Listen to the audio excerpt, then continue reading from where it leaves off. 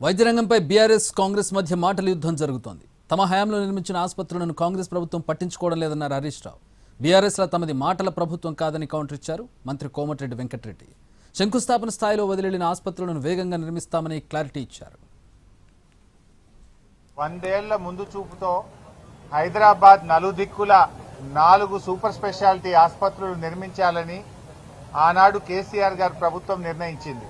వరంగల్లో 2000 పడకల హెల్త్ సిటీని కేసీఆర్ గారి ప్రభుత్వం ప్రారంభించి అన్ని నిధులు కూడా కేటాయించారు. దానికి డబ్బులకు కూడా ఇబ్బంది లేకుండా నిధుల సమీకరణ కూడా కేసీఆర్ ప్రభుత్వమే చేసింది. ఆనాడు కేసీఆర్ ప్రభుత్వ హయాంలో పనులు ప్రారంభమైనాయి. ఇవాళ కాంగ్రెస్ గవర్నమెంట్ వచ్చి దాదాపు 2 సంవత్సరాలు పూర్తయితున్నా ఈ ఆసుపత్రులను పట్టించుకోవడం లేదు. హరీష్ రావు గారు మీ మాటలు చెప్తున్నాం కాదు, మీరు పునాదులు వేసిండ్రు, శంకుస్థాపనలు వేసిండ్రు, 40,000 కోట్ల కాంట్రాక్టర్లు బకాయిలు పెట్టిపోయినరు, 8,000 కోట్ల రిటైర్డ్ ఎంప్లాయీస్ బకాయిలు పెట్టిపోయినరు. ఆ బకాయిలు తీరుతున్నాం, కొత్తవి కడుతున్నాం.